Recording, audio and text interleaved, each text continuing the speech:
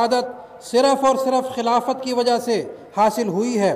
ورنہ وہ لوگ جن کے بزرگوں نے 100 سال قبل خلافت کا انکار کر دیا تھا، وہ نہ صرف یہ کہ قیام نماز کے اعتبار سے کوسوں پیچھے ہیں بلکہ اپنی مساجد بھی غیروں کے حوالے کر چکے ہیں۔ بس یہ ہے صداقت خلافت احمدیہ کی۔ اللہ تعالیٰ سچی خلافت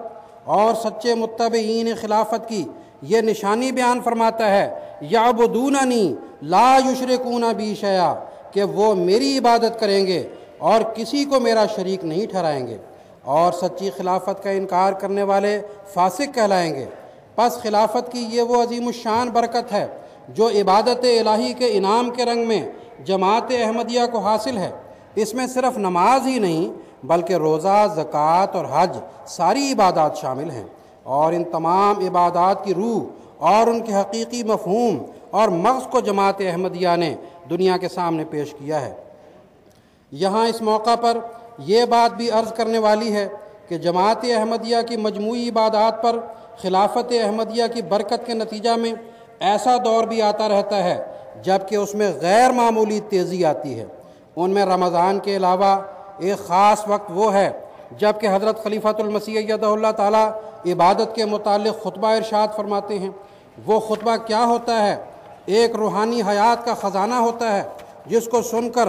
اگلے ہی دن سے مساجد اور نماز کے مراکز بھرنے شروع ہو جاتے ہیں۔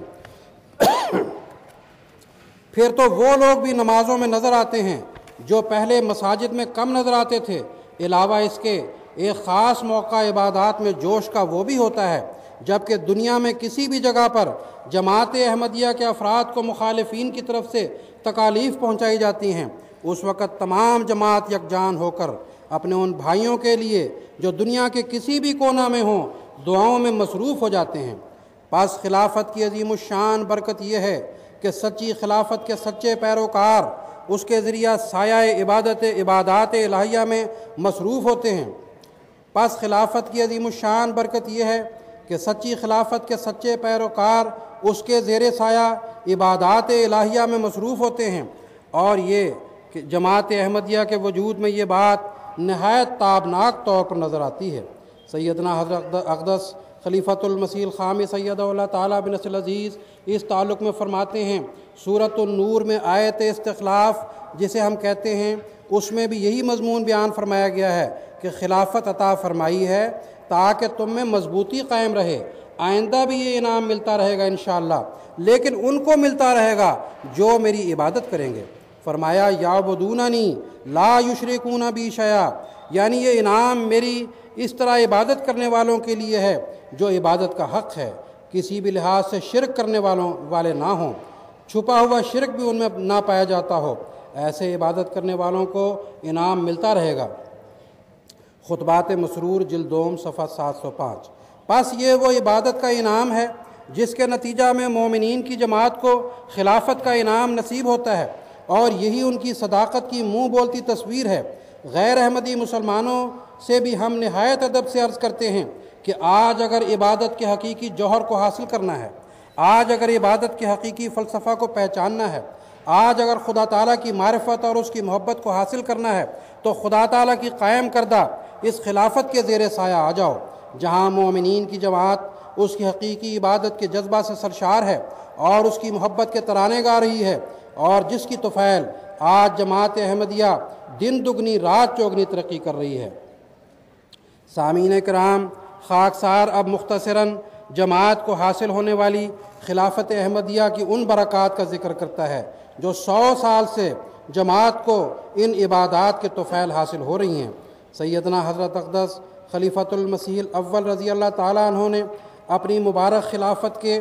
دوران فرمایا تھا، ہماری جماعت 4 لاکھ سے زیادہ ہے اور بلاد افریقہ، یورپ و امریکہ و چین و آسٹریلیا میں ابھی پہنچے ہیں۔ بدر جلد نمبر 4 صفحہ 2۔ خلافت ثانیہ کے 51 سالہ مبارک دور خلافت میں جماعت کا پودا دنیا کے 47 ممالک میں لگا، 311 مساجد تعمیر ہوئیں، 57 سکول کالج جاری ہوئے، 123 اخبارات اور رسائل کا اجرا ہوا، 9 زبانوں میں قرآن مجید کے تراجم ہوئے۔ پھر خلافت ثالثہ کے مبارک دور میں جماعت دنیا کے 90 ممالک میں پھیل گئی، 425 عالیشان مساجد تعمیر ہوئیں، 29 نئے اسکول اور 33 ہسپتال قائم ہوئے،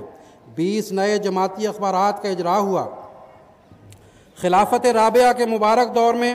جماعت احمدیہ دنیا کے 175 ممالک میں پھیل گئی، 13,058 نئی مساجد بنائی گئیں اور کل 58 زبانوں میں تراجم قرآن مجید طبع ہوئے۔ لاکھوں لوگ جماعت احمدیہ میں شامل ہوئے۔ MTA کی عظیم الشان نعمت اللہ تعالیٰ نے عطا فرمائی۔ عہد خلافت رابعہ میں مسلم ٹیلی ویژن احمدیہ انٹرنیشنل کی نشریات کا آغاز ہوا، جو بصورت ترقی کی منازل طے کرتا ہوا آج بفضلہ تعالیٰ اس مقام پر آ چکا ہے کہ احمدیت یعنی حقیقی اسلام کے روح پرور اور امن بخش پیغام پر مشتمل اس کی مسلسل 24 گھنٹے کی نشریات تمام دنیا میں دیکھی اور سنی جا رہی ہیں، اور کیا عرب اور کیا عجم سب امام وقت کی آواز سے فیض یاب ہو رہے ہیں اور مہدی دوراں کے امن بخش سائے عاطفت میں آتے چلے جا رہے ہیں۔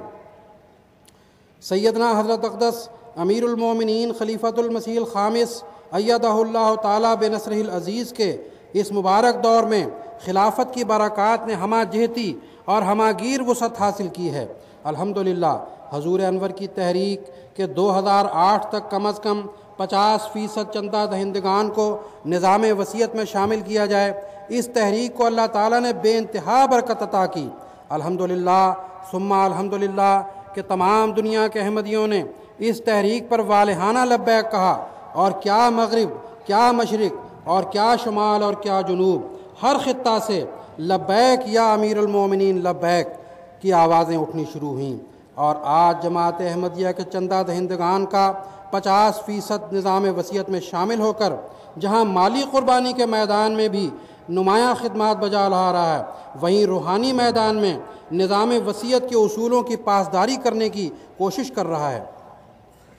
سامعین کرام، 2004 میں نظام وصیت میں شامل احباب کی تعداد 38,185 تھی، اور اب یہ تعداد 1,05,377 ہو گئی ہے، جس میں دنیا بھر کے 98 ممالک کے احمدی شامل ہو چکے ہیں۔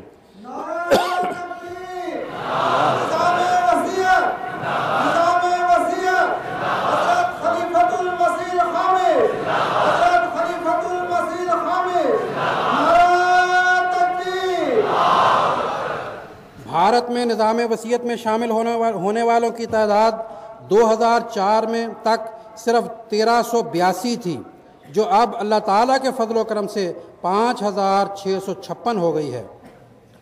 گزشتہ سال خلافت احمدیہ 100 سالہ جوبلی کے موقع پر جماعت احمدیہ عالمگیر نے بفضلہ تعالیٰ اپنے پیارے آقا کی خدمت میں خلافت جوبلی فنڈ اور شکرانہ فنڈ میں جو مالی قربانی پیش کی وہ قابل تحسین ہے، اور اس بات کا بیان ثبوت ہے کہ جماعت احمدیہ کو خلیفہ وقت کے ساتھ ایک والہانہ عشق ہے۔ غریب سے غریب احمدیوں نے بھی 1 ماہ کی تنخواہ، کم از کم 1 ماہ کی تنخواہ اس فنڈ میں دے دی۔ قرض لے کر چندہ ادا کرنا پڑا تب بھی کیا۔ احمدی مستورات نے زیور بیچ کر اس مبارک فنڈ میں حصہ لیا، اور دنیا بھر کے احمدیوں نے کروڑوں روپے اپنے آقا کے قدموں میں رکھ دیے۔ اس موقع پر یہ بات بھی قابل ذکر ہے کہ خلافت احمدیہ 100 سالہ جوبلی کے سال جماعت احمدیہ عالمگیر کی مساعی نے اس قدر تیز رفتاری حاصل کی کہ گزشتہ کئی سالوں کی رفتار اس کے مقابل پر دھیمی پڑ گئی۔ اس میں عبادات سے لے کر مالی قربانی اور وقت کی قربانی اور ہر طرح کی قربانیاں شامل ہیں،